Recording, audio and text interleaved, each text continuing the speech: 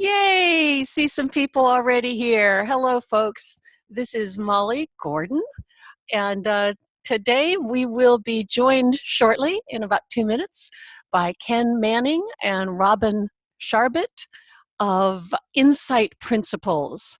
And we'll be talking about their phenomenal work as management consultants using principles they call insight principles to help their clients get into a relationship with insight such that they're able to solve really gnarly problems. So I'm glad you guys are joining us. It's just a minute early. There's Robin. Hi, Robin. Can you hear me okay? Yes, I hear you perfectly. Annette, how lovely to see you. Yeah. It's been a while since Lacan or Annette, but I see the color. Oh my. I'm kind of dull today, not much pattern.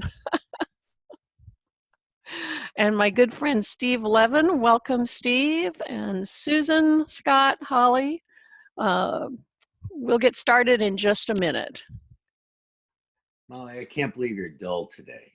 I know, I'm dull. And your auxiliary camera is partially blocking your FaceTime camera. That's very coy. Yeah. It's kind of a light and dark, shadow thing. Steve, light and dark. That's very good. Hey there. Nikki, welcome. And here is Ken Manning. Great.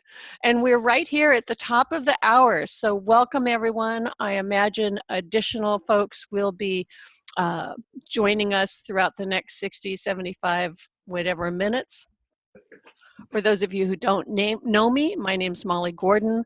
I'm a master certified coach, originally trained in by a number of different schools in the tradition and according to the ethics and the values and the concept of coaching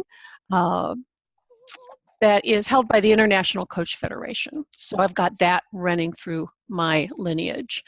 I've also always, for really as long as I can remember, sought insight. I want to understand. And I don't just want to understand the mechanics of things. I want to understand what's under them, especially what's under how I work. What's up with me as a human being? And as a coach, what's up with my clients as human beings, such that we sometimes do really crazy shit and sometimes do really smart stuff. And what's up with all of that? About 7, 8 years ago, I came across the understanding, often known as the 3 principles, shared by Sydney Banks. And that radically both shifted and upheld my understanding of what we're up to coaching. It shifted it in the sense that I shifted away from a preoccupation with models and forms of coaching, but settled even more firmly into the values and intuitions that we've had in the coaching industry about clients being whole, creative, and resourceful. But whereas in our industry, we talk about that as something we believe, I came to see it's something we can just freaking know. And as a coach, the difference between believing a client or holding a client to be whole, creative, and resourceful, and knowing that that's in every human being has had a massive impact on my practice.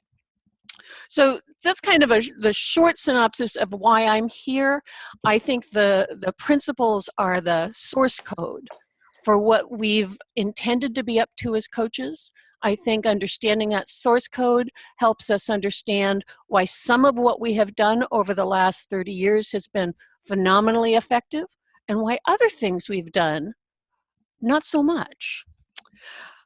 Ken Manning and Robin Charbit of Insight Principles are with us today. These guys and their teams are taking the 3 principles, also known as Insight Principles, into their work as management consultants. And would you guys like to introduce yourselves and say from your perspective what you're up to? Sure. Robin, do you want to start? Um, so what we're about, the vision for our company is to bring a deep understanding of the human dimension to the world of business, so that not only does it transform the results that businesses produce, but it also helps transform the people. And the sub-vision behind that vision is that we think this understanding that Molly has mentioned is a fundamental thing for the planet. And we think the best way to introduce a new idea to the planet is through business, because business is pretty pragmatic. They don't spend 30 years wondering about whether they're going to do something or not. They take Seattle, where you live, you know, if they're going to move a road, they study it, they ask people, they think about it, and 30 years later, the road has still not been built. Business is not like that.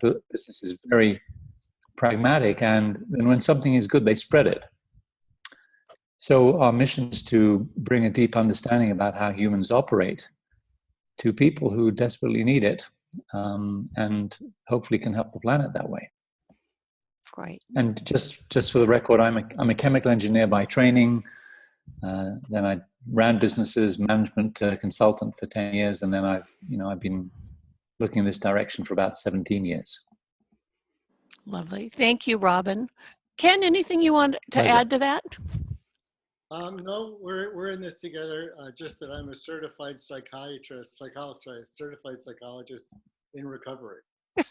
Recovering psychologist. That's great.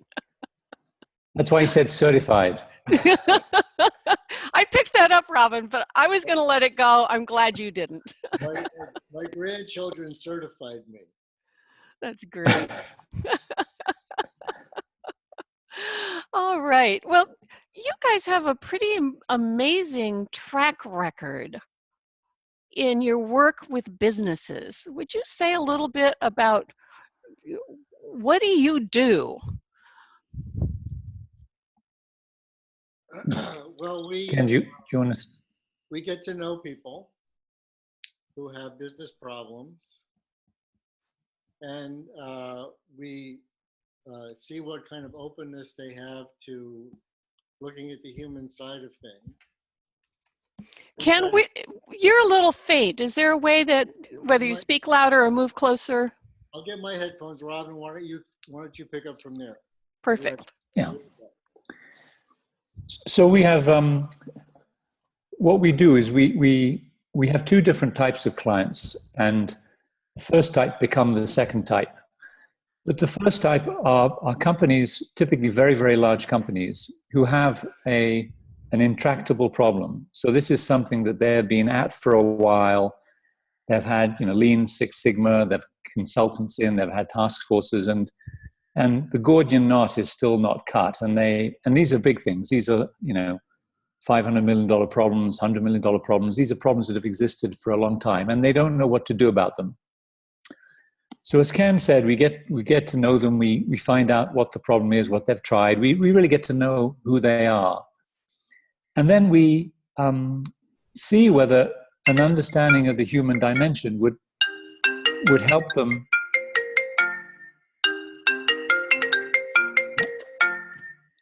That's not my side.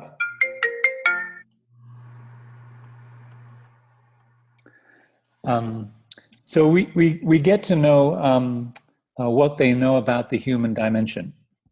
And we see what it is about the human dimension that, if they knew, would help them solve their problem. And the essential thing, which is why we're called insight principles, is that we know that when human beings are in what you might call psychological balance or flow, or they're settled, or their ego is gone, or they're present, whatever term you want to use, we know that a whole host of natural innate capacities are available to people: wisdom, humanity, ability to listen, perspective, and insight. So our mission is to have people learn enough about how the human mind works so that they can arrive at that place of balance. And then what we found... Uh-oh. Got it. Oops. Dueling mute buttons. So what happens is we We take people who primarily have a business problem that they're desperate to solve. We get to know them and then have them learn something that mostly they don't know, and has them essentially get over themselves. Because when people are not caught up, they're not reacting to the outside world, they're psychologically settled. People are brilliant. And so if you get a room full of people who own the problem, have all the knowledge of the problem, and who have to implement the problem, and you have them see how to be really settled, they get insights. And so literally we've had people solve $100 or $200 or $400 million problem in 3 days. Now, what happens when you do that is they learn that the human mind is not just something you have at work, you have it everywhere. And so what they get exposed to ripples out in their life, and they end up saying, wow, this is actually very useful stuff generically. I wish someone had taught me this. And then they become the second type of client who ask us to come in because they want their people to learn this because of the power of it. And so we typically have those two types of clients.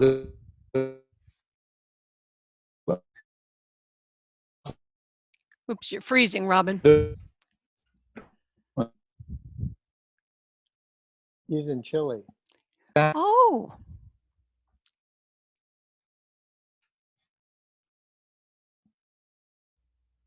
Looks like Robin may be experimenting with turning his camera off too. That's actually his best angle for a picture. Is it? After years, you would know this. Would you like to pick up, Ken? Well, he was saying we have two kinds of clients, the ones that, want us to come in for the business problem, and the other for, helping bring the human dimension side of things along. So once they see the value of this, they start having us just come in for that. Okay. Looks like you're back. Robin, we missed you there for a bit. Uh-oh. Uh-oh. Robin, you froze up again, so we'll go on without you. So, was that a good introduction? Absolutely. Yeah. And it's also a good point for me to invite anyone on this call, everyone on this call, to use the chat to ask questions or feel for a good place to interrupt or say something in a break. I've muted people for the sake of the sound, but you can always unmute yourself. You can use the chat. It's really easy for me to fall into a love fest with these guys because I really love what they're up to. And sometimes that leaves out questions that people who aren't in a love fest relationship with them might have. And I really want to welcome your questions, your observations, your pushback. This is not about selling a point of view. This is about discovering something that I've found to be phenomenally useful, but it's not going to be useful to you unless you see it for yourself and unless we can take on whatever might be in the way for you. So make yourself at home. Can we find out how many people are familiar with the principles that we teach and who are not? How many folks are familiar with the 3 principles? Most people everyone with cameras on is. And Gail. Is anybody not? And you can use the chat if you're not on camera. Nobody's stepping up to say not. However, I expect there will be people watching the recording who may not be familiar, Ken. Okay. So it might be well to just address that real briefly. Excuse me. Okay. Well, do you want me to do that now? Yes, please. And Robert made the comment that understanding the principles intellectually is easy. However, insight doesn't necessarily follow on that. Nice point, Robert. Okay, well, just, really simply, the principles are a description of the processes, the forces that operate in the human mind that are responsible for our moment-to-moment experience of life. So we're conscious, we're alive, and our intelligence is in being alive. And the third is that we have this power to create with our mind. And we call that the power of thought. So we're alive, we're aware, and we're thinking, we're creating with our mind. So those essentially are the principles. So as simple as they sound, they go pretty deep. In particular, in offering humanity an alternative psychology that is not based on what you're experiencing, but how you're experiencing the moment. And it doesn't sound like much, but what we've observed is that when people start to shift their mindset about themselves from being a thing to improve to a living process that has a lot of intelligence and health built into it, a huge shift can happen for people very quickly. Because the self, which we make up in our heads about ourselves, has all kinds of issues, problems, and a long path of self-development that we think we need to be on to improve this thing called the self. But if we start to see our self as a living process that's inherently healthy and intelligent and capable of responding with insight to whatever happens, that knowledge and ability to simply observe yourself as this living, intelligent process relieves people of this heavy burden of having to be on this lifelong self-improvement process in order to be okay. Now, we all still want to have different things or spiritual lessons or development processes to, go through in life. But it's nice to have a core of recognition that we're okay. And we're not okay because we ourselves are okay. We're okay because it's built into the system for healthy psychological functioning to arise the minute we get out of the way of it. Now that's a sea change. That's a paradigm change for most people when they start to see it, who've grown up in this world at this time. Mm-hmm. You have probably said that before and written that before, and I've never heard it that way before, Ken, that distinction between a stable, static self and a self that's a living process. So for myself, thank you. Distinction feels very potent. Yeah. So may I inject a comment? Can you hear me, Mom? Yes, go ahead, Steve. Great. Well, first, I'm so glad to be on the call. I may have to leave early for another appointment, but because I have this enduring question of, I understand the three principles, at least I've read them many times, but I don't think I've fully absorbed the essential distinction that really makes the difference. And so I'd love to hear from you, Ken, or from others, the truly distinctive nature of this work, as opposed to a general, people are good, look for the positive, a more sort of bland and everyday power of positive thinking. I'm sure there's more to this. And what I keep hearing from people is, well, you have to live it, you have to live it. Operationalize that for me. What does that mean? If I'm a business owner and I get it, I go, yeah, people are great and I believe in my people and we're all unfolding and it's all, we're going to, but what is it that you're going to help me see that I haven't seen already by reading a lot of self-help literature?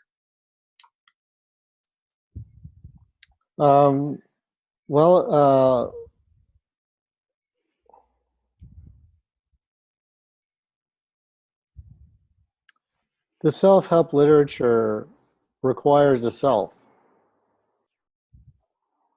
And there's something deeper than ourself going on.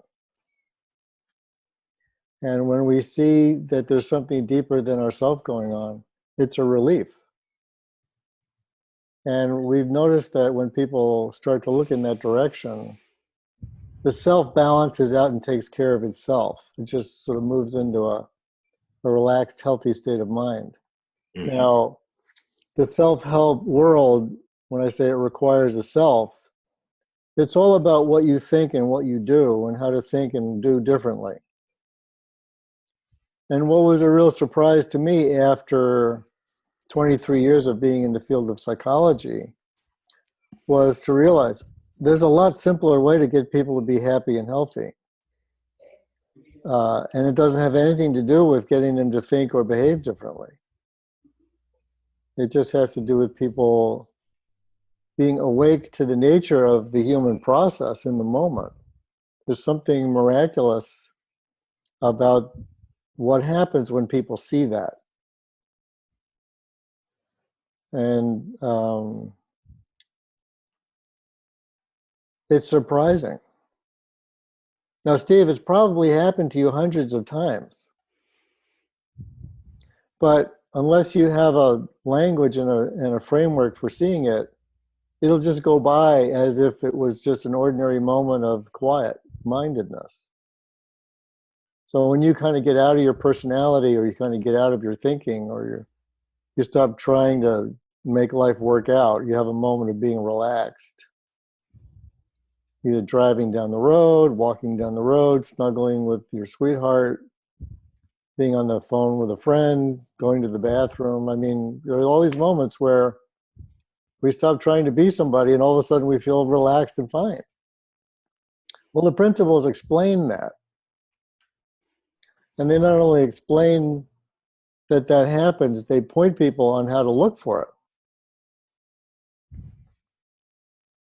So that if I were to explain to you, we all have this deep fundamental intelligence that will move our mind to homeostasis, the way the body will move to homeostasis when the body is relaxed. The mind will too. Now, if you catch a glimpse of that, it'll start to occur to you, oh, there's somebody minding the store here while I take a break.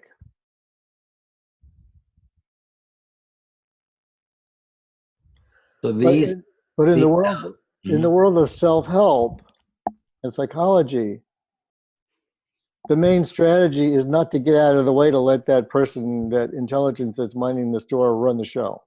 It's what can you do as a self to fix yourself?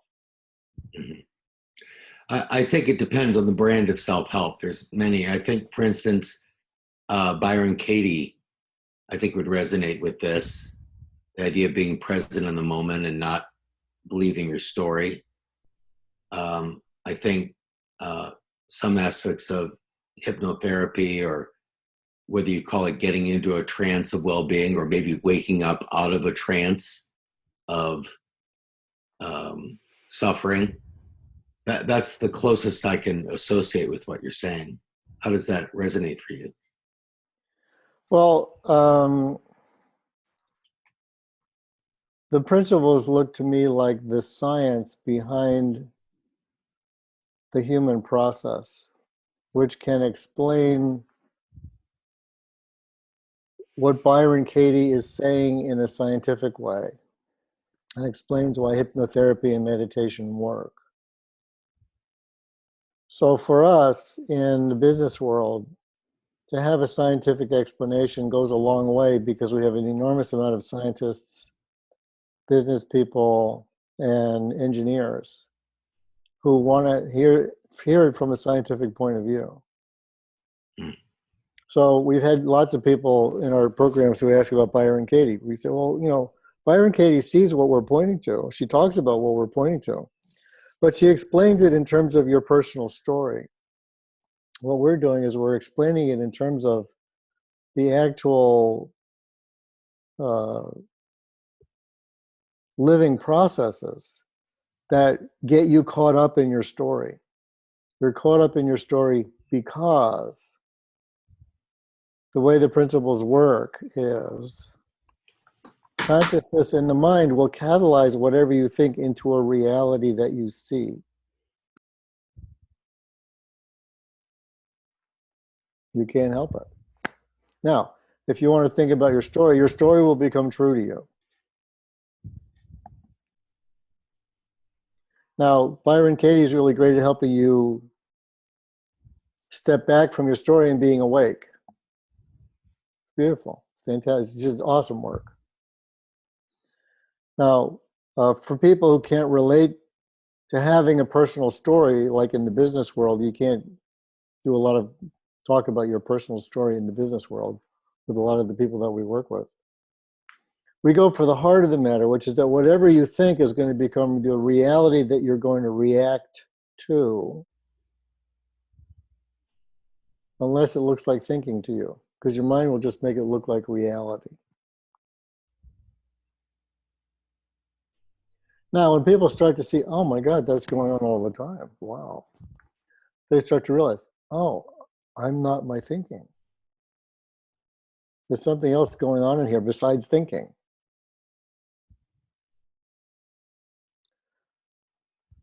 People start, being able to step back from their thinking, which creates an enormous amount of intelligence and space to come through their experience. Now, Byron Katie does the same thing. She just does it, with different language and a different audience. Hypnotherapy is really great at getting at unconscious patterns of thinking.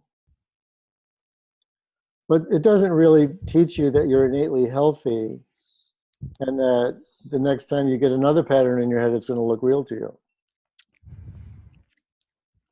So, I was trained in hypnotherapy, and I think it's great stuff. But when I came across the principles, I realized, oh, there's a deeper truth underneath all of these things.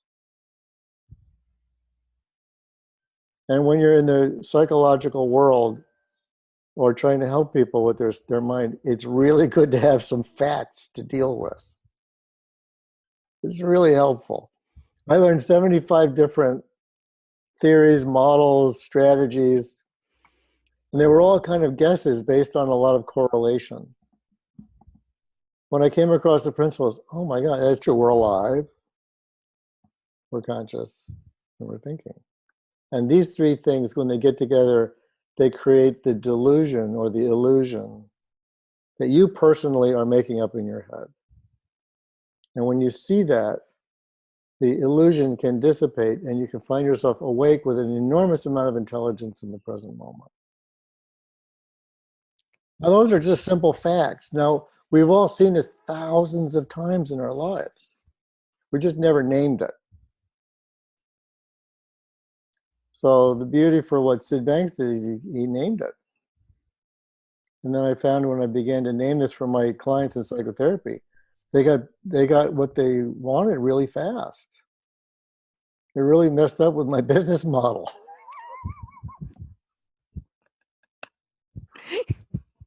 You messed up. People got well. They got well really fast. I got to come up with a new business model here. And I want to go ahead. So Steve, am I answering your question? Well, I'm enjoying sinking into the groove that you're paving. Yeah, I don't take it as I think if I see this, I have a question and you have an answer, we sort of miss the point. Yeah. But if I take it as I have an inquiry and you have a direction to look to, I feel much more whole and intrigued. So I'm satisfied. Beautiful. Thank you for saying that. The words don't matter. They really don't. It's true. So thank you.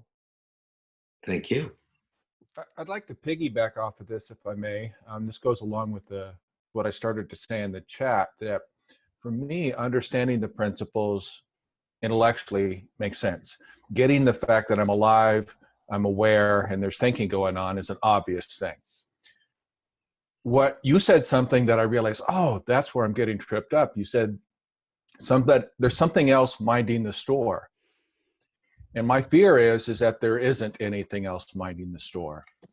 And I can also relate to what you were saying in your introduction, Molly, that there is a difference between having a belief in innate well-being or holding your clients that way and having that be your reality. That's something I know And therefore, it's sort of like the old story about the sculptor just getting rid of what doesn't belong to the sculptor. We're not making something happen. We're allowing it to come out. But I seem to be missing that piece. There's a part of me that's afraid that no, that there isn't anything else. If my intellect isn't running the show, I'm just SOL. So I guess my question is how, to use another analogy, Michael Neal talks about the elevator of consciousness. What I seem to be discovering is, yes, I do experience these different levels of consciousness, and the world looks different at each of these different levels. My thought content is different. I want to be at a higher level, and I don't know how to push the button to go up. And it seems like the more I try to push the button, the more I'm stuck at the level I'm at, or even go lower.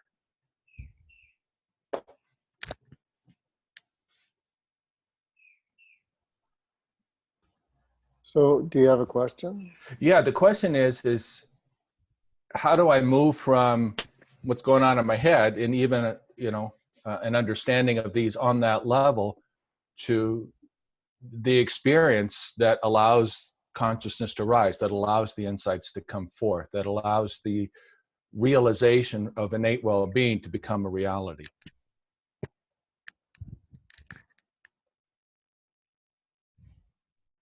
How do you do that? That's the question. Yes, that's the question. Yeah. And it seems like the how, it's kind of a trick question in the fact that my experience so far has been that the more I try to do that, the more futile it is. It's not something that I, as the self, as you were saying, can do. But I haven't learned how to let go and let something else take over because I'm afraid that there isn't anything to take over.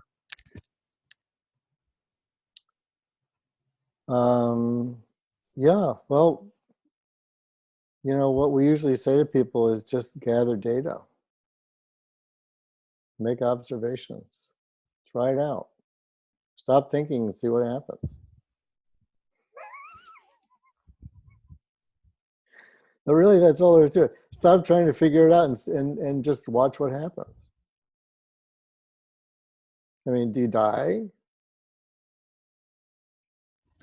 You stop No, breathing? but it doesn't help me get my bills paid, and it doesn't, it's like. Well, if you have to get your bills paid and you stop trying to figure it out, your body moves over there and starts writing checks. Yeah. I mean, you're in the self-improvement model here with, what you're thinking from Michael Neal. It's not about what Michael Neal said, it's about what you said. It's about Right. you're in the self-improvement model, thinking it's up to you to have your level of consciousness rise. Now, there might be things you can do to orient yourself towards more expanded awareness, like, sit and try and take in the sunset, or, try and relax into how much you love the life that you have. I don't know what to say, but, the intellect that's trying to improve itself can't. The intellect is just a tool, and our mind gets trapped in these loops of intellectualizing that looks like self-improvement, but it doesn't go anywhere. Yeah, that's been my experience exactly. It's like rearranging deck chairs on a sinking ship. It looks like something's happening, but it's still going down. Yeah. So, one way to look at it is you can be orienting your attention to your thinking, or you can be orienting your attention to your experience. Mm.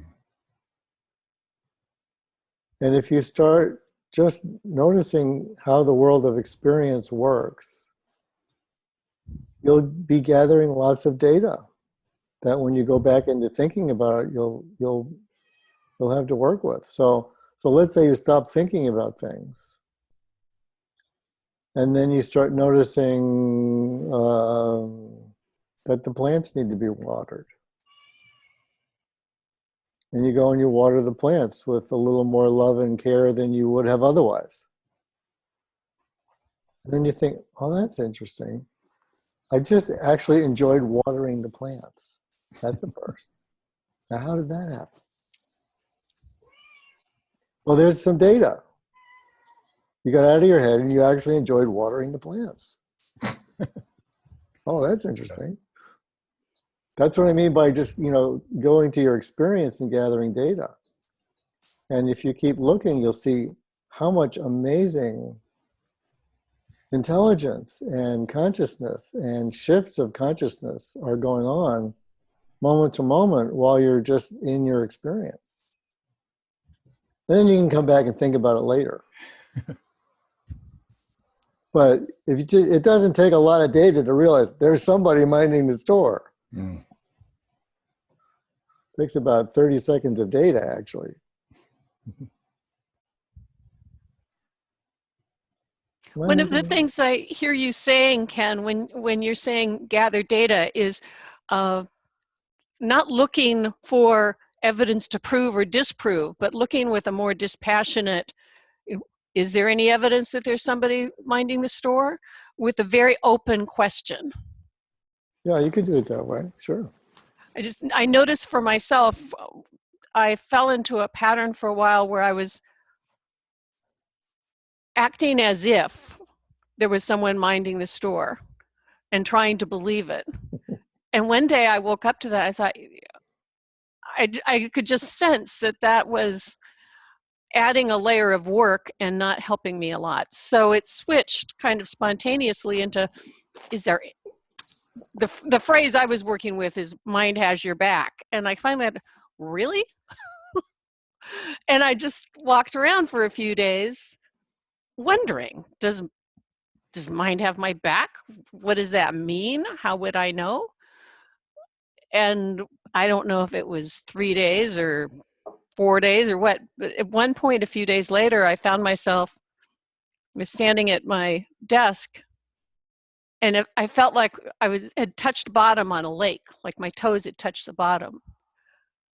And click, it's like, oh, somehow I got that mind has my back, and it was personal to me and it made sense to me and I could see it, but I wasn't trying to prove it or disprove it. I was just wondering.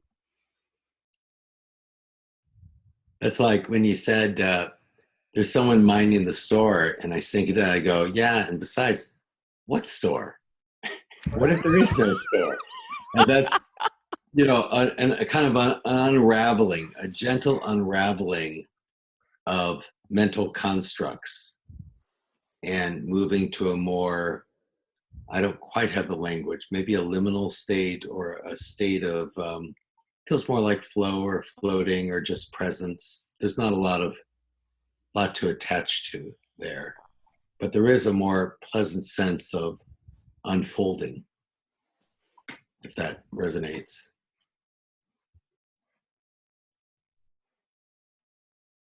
Beautiful.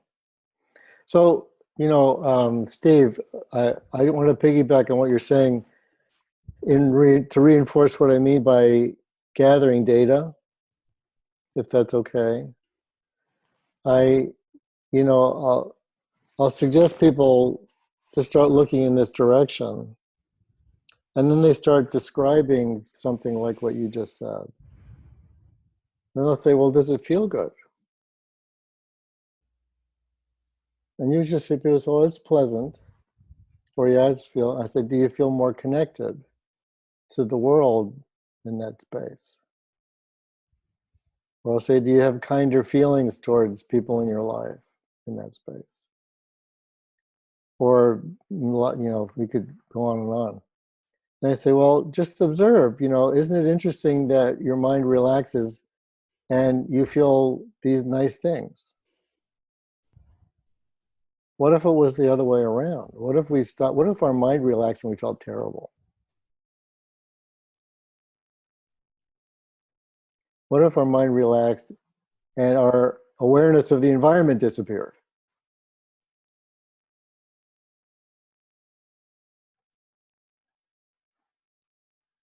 There's so much about our basic psychological intelligent process we take for granted.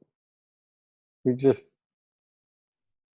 bypass it as if it's, you know, something we have to, you get what I'm saying? I mean, the more you look, the more you realize what a miracle it is to be a human being. And you don't have to look very far. Except the intellect is not looking in that direction, so it doesn't think there's anybody home. It doesn't think that the human condition is any good. It's got to be improved because it's not good enough. I mean, that's kind of the mindset of the world that we've been indoctrinated in to think, which I think is a product of the Industrial Revolution education system designed to have us be machines for the Industrial Revolution, industrial, production complex. I think that's the root of it.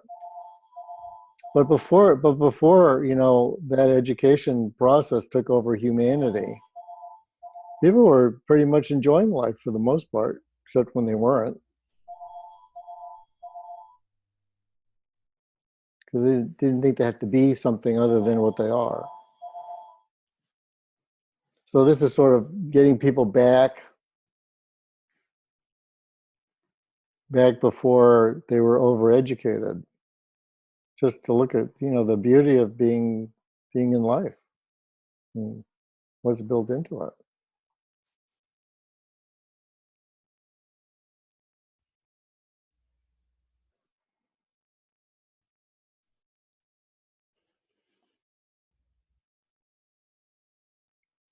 But we don't look much and gather data. We just focus on what's not good enough that we have to fix.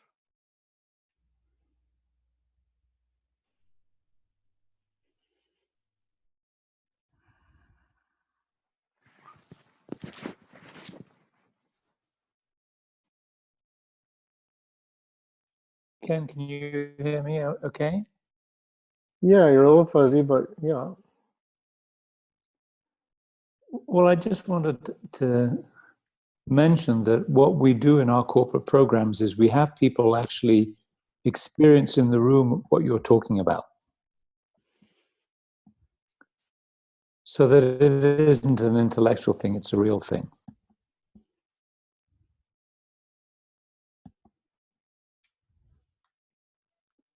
Because this group is interested in looking in this direction, and most people in the corporate world aren't. So the discussion isn't very rich, whereas the observation of it is. So that was it. Robin, how do you engage them to experience it? What's your method or process, or what's an example? Well, we will, first of all, the way we run our programs are purely descriptive. We're not trying to shove anything on anybody. We just say, look, we want to describe something the way you would describe how a car works to someone who might want to drive a car. You just show them how all the bits work. So we will run experiments, Steve, where we will say, this is something we think is an important fact, but don't take our words for it. And then we run an experiment where they get to play with, they do an exercise, and they gather their own data real time in the moment. And they go, oh, I see, I just experienced what you're talking about. I get this. I mean, I could talk to you about gravity for an hour, but that might not do much for you. I could give you a lead weight and a feather and a vacuum tube and have you go and play with them. And you'd come back with your own realization and experience of what gravity is. Now, the reason this works very well in the business world is they're very good thinkers and they like how they think. They're proud of it. They don't want you to tell them what they should think. And so we don't.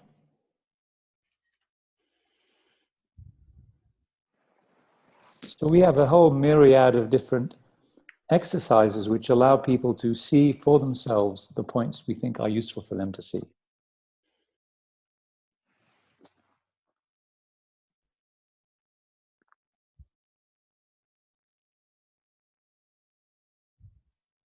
Did I answer the questions, Steve?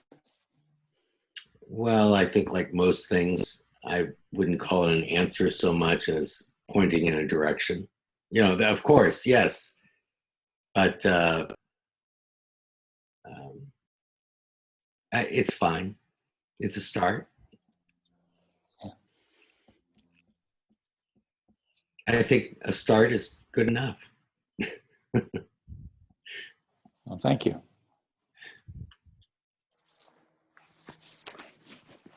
Steve, you need to come to Boston.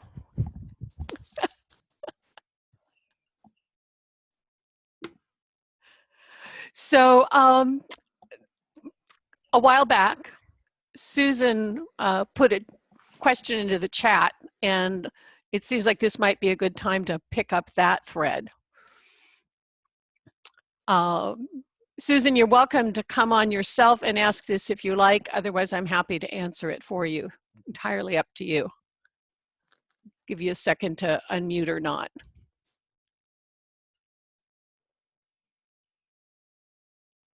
Okay, so Susan asked, how do you advise that we word the outcome or results that this understanding can produce to help people in business?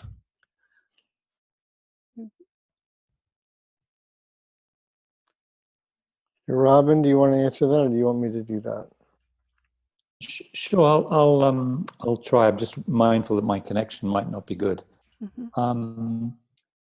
Well, the first thing is if you remember, I talked about those two groups of clients. In the first group of clients, the result we offer them is the result that they need in their business. So if someone comes and says, I've got $100 million budget crisis that I need to resolve, and it needs to be resolved in 2 months because we're getting into the third quarter, well, that's what we would promise to help them with. And the promise we say is, by the end of your time with us, you will have had the insights you need. You will have a plan as a result of those insights that you think is not only realistic, but you are all aligned around it, and you feel confident that it will produce the result. And if at any point you don't think we're helping you produce that, you're free not to pay us, or free to not pay us any money at all. So for those clients, the way we language the offering is a business result. And then we tell them that we will have them learn something that will enable them to do that.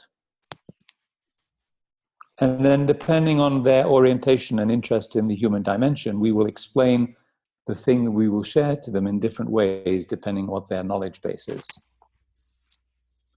So the way I euphemistically talk about it is we give people dog pills, but we wrap them in a piece of meat that they really want to eat, which is a really good way to get a dog to absorb a nutrient or a supplement that it really needs.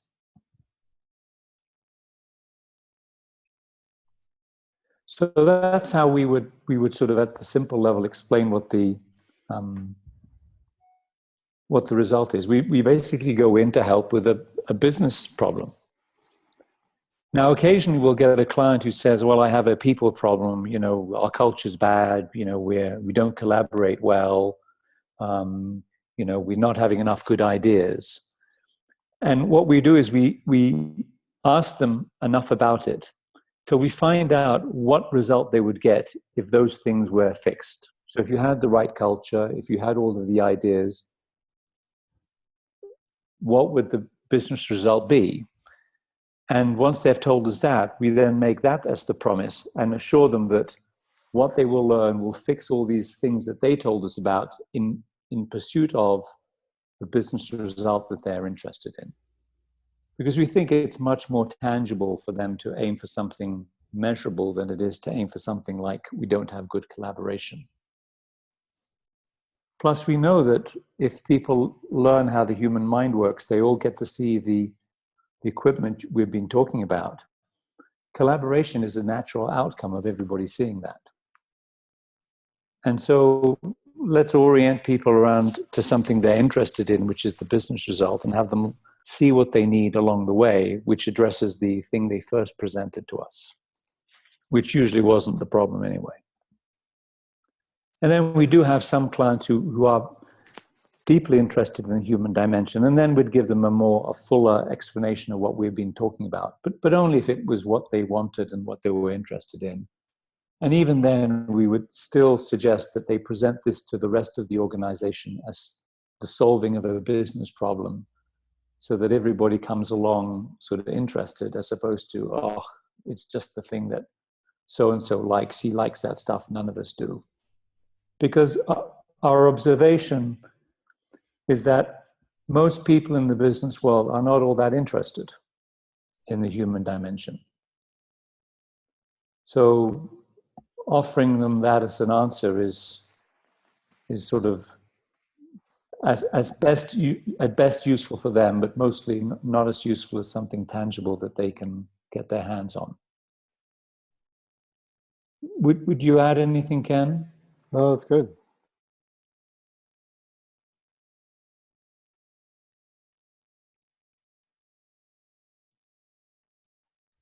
Did I answer the question, Molly? Is anything else you'd like to know? Susan, is there any follow-up that you want from that? Feel free to put it in the chat or to unmute yourself.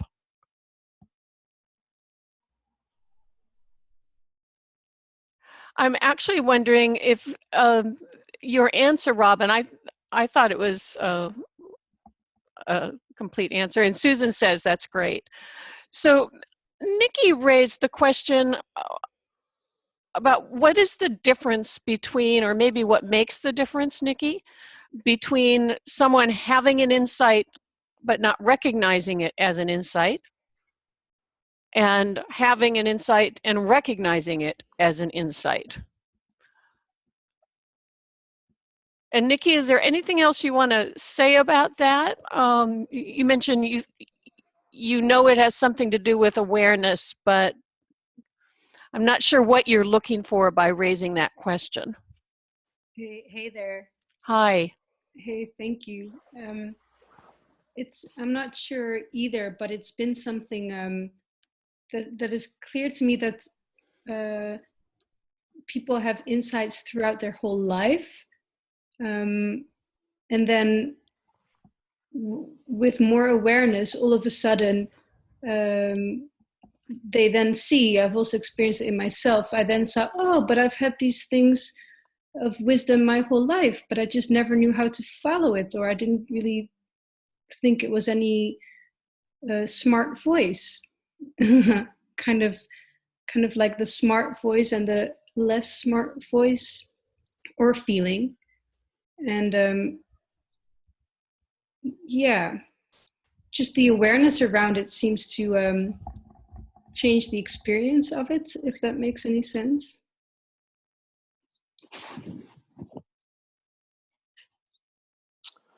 Well, the first thing that occurs to me is the ego and the intellect have a really firm grip on a lot of people. Or actually, it's the other way around.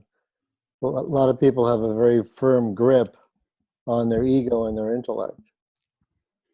And it's hard for them to let go and look in a different direction. So,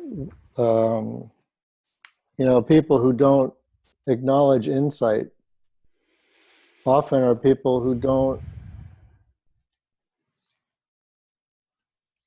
have ease letting go of their attachment to their pride of their intellect, because they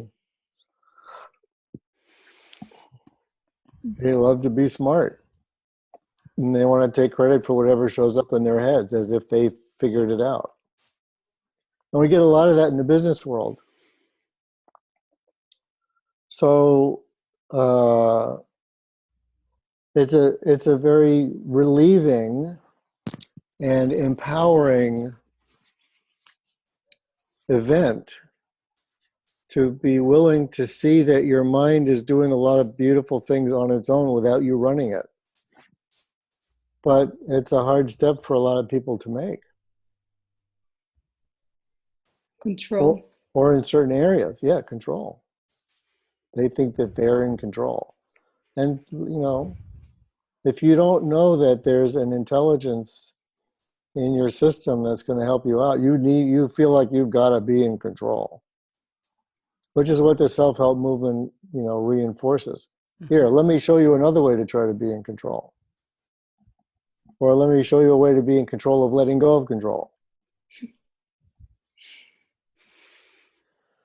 So it's tricky, you know, and, you know, with every individual that we interface with who's somewhere on the spectrum of comfortable appreciating their own divine intelligence versus feeling they have to run the show, we're very gracious and respectful for everybody's individual journey and unique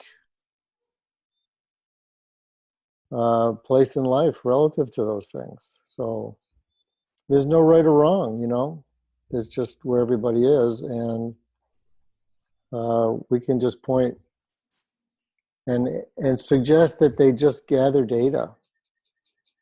You know, we're deeply, deeply respectful that we don't really know anything about another person's life or psychological needs or what's right for anybody or who they should be or what their personality should look like or whether they should be more controlling or less controlling.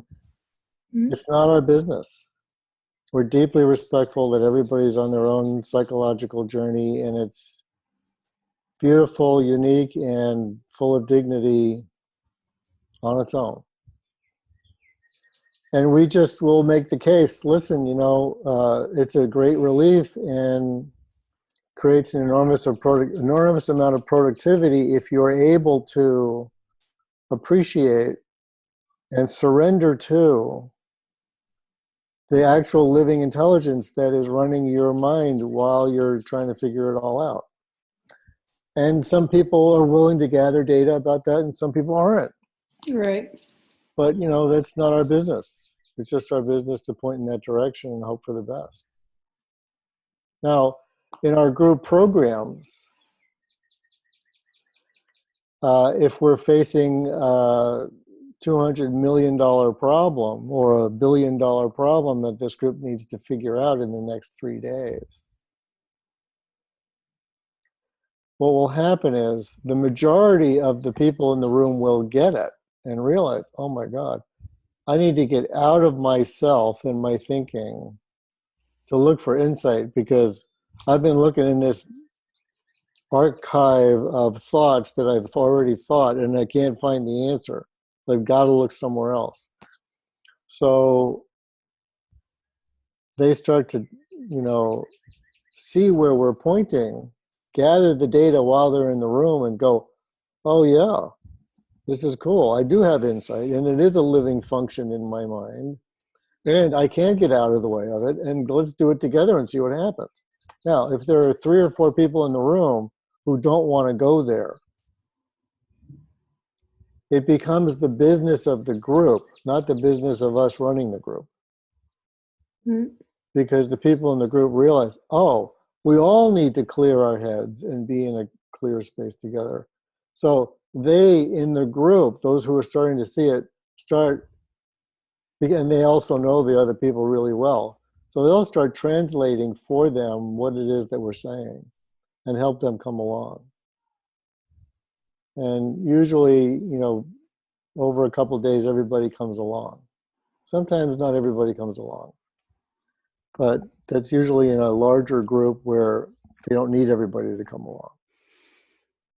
Wow, that sounds very cool process. So does that get at what you're trying to think about? Yeah, mainly the you know, the attachment to the old, basically the old way of functioning. I guess that's what I took from it mostly. Yeah, and you have to be really respectful of that. You know, it's not your job to tell a person not to be attached. You can just point them in a direction, and maybe they'll relax, and maybe they won't. Right. Fantastic. Thank you. Yeah, you're welcome. And Ken, it occurs to me, is there a reason in principle why you take them? Maybe they'll relax and maybe they won't. It's not our business to manage their insight or their development. I believe in the dignity of everybody's individual process as they see fit for themselves. It's not my role to have an opinion about how somebody else lives, either mentally or otherwise. Okay. Unless they're doing something that's hurting somebody else, then I have an opinion about it. Okay. And I think, well, that certainly explains it from one point of view. I think another thing I see is that you're really not engaging in a polarizing dance of power, which seems essential. Like what you're saying is the whole trying to figure stuff out is about trying to assume control over one's life. And if you're helping people see that they don't have to assume control, you would need to do that in a way that is scrupulously avoiding trying to control them or being seen as control them. So that's how I make sense of your strategy. Believe me, Steve, I tried it. Didn't work. I tried with my wife. I tried it thousands of times. It never worked. Yeah. Yeah. It's And then- amazing how much my husband has improved since I quit trying to help him. And we realized, oh, people deserve the dignity of their own process. We want to explain what we think is true, and we want to let them know they need to gather their own data and make their own decision. And that's how we explain it, and that's how we approach everybody. And it's been a lot more enjoyable journey since we realized that.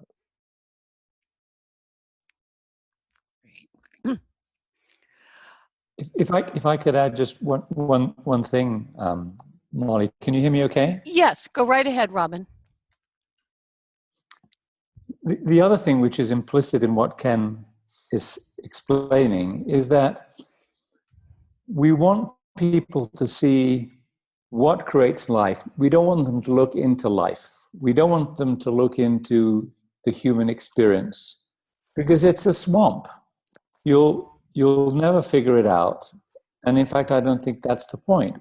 You want them to see that there's something producing the swamp or the bliss or whatever it is. And you want them to look in that direction.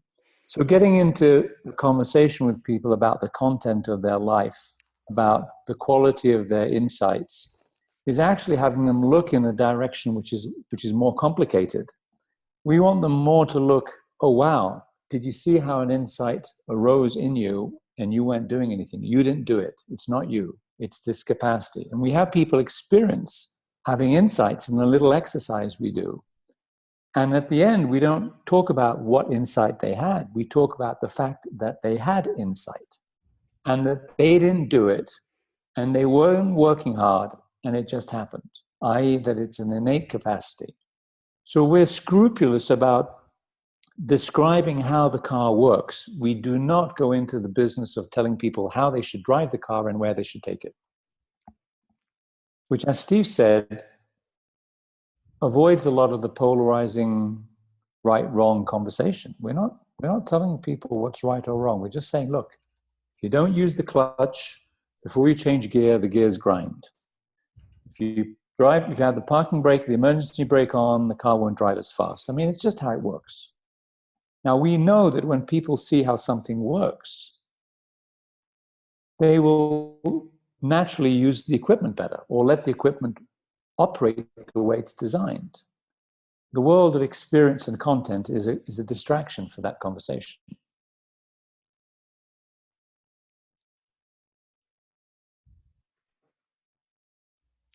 Great. Thank you, Robin.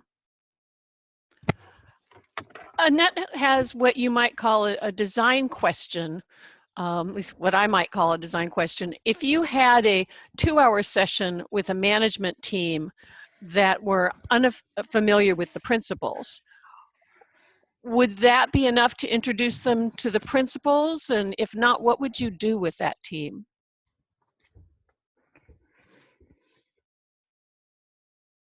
Well, we usually like to get rapport and people oriented to the topic before we explain anything. And 2 hours is barely enough to just do that. So we'll often go in as an introduction to one of their meetings and spend a little time having them start to observe the quality of their state of mind and how it affects their meeting. So we'll point out that when people listen, if their heads are clear, they'll understand and connect much better. If they're busy thinking in their minds, that won't happen. Or something like that. We'll just start getting them to see the living nature of the psychological process somehow. And then we'll have them live in the meeting and observe, see how it goes. Or, sometimes they'll have heard about what we do and we'll come and give a little introduction and then run an exercise or two with them. Have them do some dialogue with each other and see what they noticed, or have them notice something about their separate realities, which is something that'll get them sort of experiential on the playing field to see what we're pointing to. But to come in and do a lecture for 2 hours or something intellectual doesn't usually leave them very satisfied or maintaining anything from the time. So we like it to be experiential and simple. 2 hours, we try to just get one point across. Like your thinking is affecting your listening or something like that. Great, thank you. Annette, does that answer your question? Great, super. And Ravi's question, when you're working with a group, what do you look for to know if the group is getting it or not? Do you expect them to start seeing insights or something else? And he's imagining it must be hard to predict when insights will arrive and how they will emerge.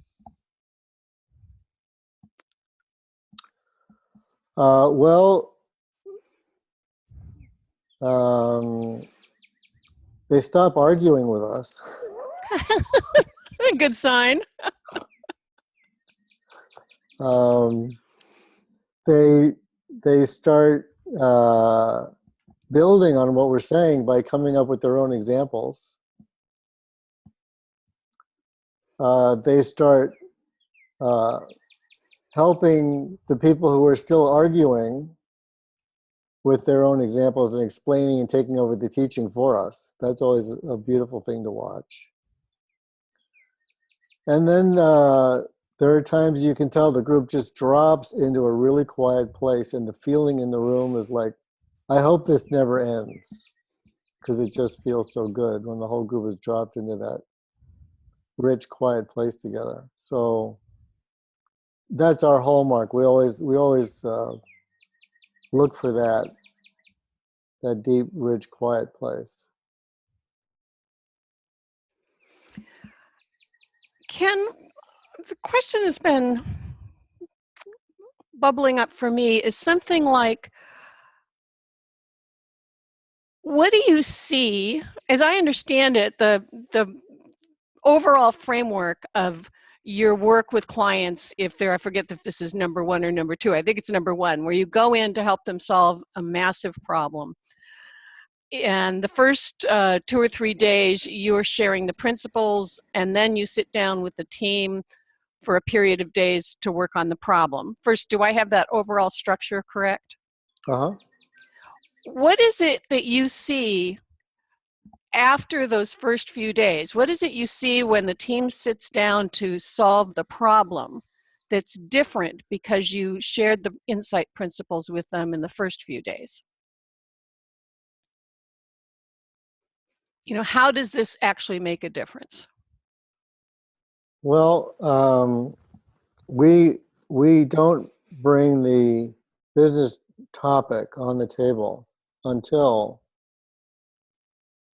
they're able to sit quietly with each other, feel a feeling of respect and curiosity about each other's wisdom, Mm-hmm. and be ready to look for new ideas. And almost every business group we've ever had has said, we've never had a conversation like this before. In a feeling of connected, quiet-minded curiosity as an environment. So there's a certain feeling that comes with it, a feeling of connection and quiet, patience and curiosity.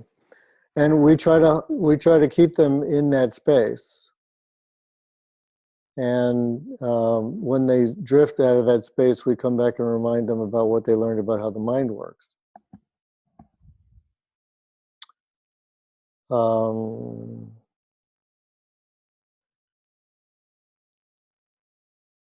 Sometimes it doesn't look a whole lot different than an ordinary conversation. Mm-hmm. But around these really challenging business topics, they've never had an ordinary conversation. They have a lot of agenda, a lot of push, a lot of ego, a lot of fear, a lot of concern, a lot of driven, aggressive energy. It's just not balanced. I mean, it looks like a bunch of friends sitting around talking about something. Mm-hmm. Mickey Rooney, let's put on a show. Well, not quite that much entertainment. But, no, but that let's do something together, creative, generative. Never mind. No, I get where you're coming from. What would you guys like, you, Robin and Ken, like people to know about the 2 trainings you have coming up in Boston in June, both of which I will be at for friends on the call. I'd love to see anyone there. Well, we love to train people to do what we do. So it's, our advanced program is an extended version of this call, where we go deep into each individual's competencies in bringing these principles into businesses, and then we help really drive a lot of learning and evolution so that your practices become really effective and successful. And when we first began doing those advanced programs, we got tons and tons of questions about how we actually run the program in the business world. So we figured, well, why don't we just show people? So the first program is actually showing people what we actually do with business people who are unfamiliar with the principles. So it's a basic course for anybody. And we get a mixture of consultants who want to see how we do it in the business world, and people who just want to come to learn the principles. So that's how we do, that's what the first program is. It's 2.5 days, and we introduce the principles, we introduce how we do that in a group of people who are not looking in this direction. And then the exercises and what the process looks like. And it goes pretty deep. We go pretty deep in the business world too, which is fun. So we do that for 2.5 days, then we take a day off, and then we run the advanced program for people who want to learn more about what we do and what we've figured out about how to be consultants bringing this in. Great. Anything you want to say, Robin, besides that? I just add 2 things. The advanced program, it's really tailored to the people. I think you alluded to that. So if people are not sure, we actually require for them to have a conversation with us, because we're not in the practitioner training business. It's really a side activity for us. So, for example, when Molly heard about us, I mean, Molly, you're very, very experienced. You have a lot of training. And so what we did is we had a conversation to see whether what we were going to do was going to be helpful. And then what did she need and what would work? So that's always the first thing around the advanced program. We have a lot of those calls with people because we really want to be being helpful to people rather than just running a program.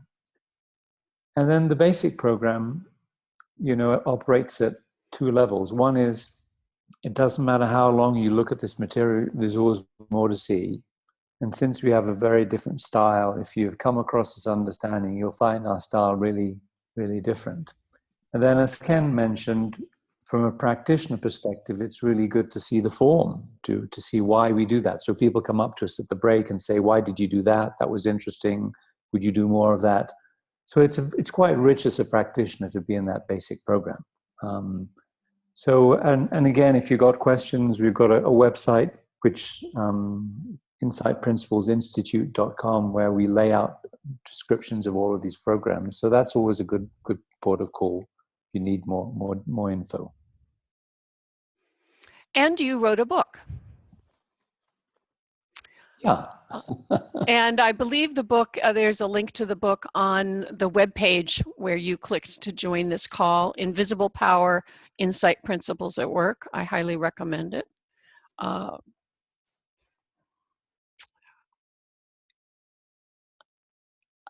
Last call for a short question. I promised to let these guys go after about 75 minutes, and we're right about there. But if there's any little piece that someone wants, or anything, Ken or Robin, that you want to add before we wrap for today? No, it's been lovely meeting you all and sharing some time. So thanks for that. Yeah. Well, thank you both very much. There will be a replay of this. It'll be up within a couple of hours. I actually, yes, I recorded it today. And feel free to share this. Please share this with your coaching and consulting colleagues. You're welcome, Janelle. It was lovely to have you here. And I look forward to sharing this. Ken and Robin are very skilled instructors. I think they would be great guides. And I'm also happy to have a conversation with any of my coaching colleagues who wants to know why on earth am I on about this. So thank you, everybody. Take care and be well. Bye-bye. Thank you. Bye. Bye, everybody. Bye. Thanks.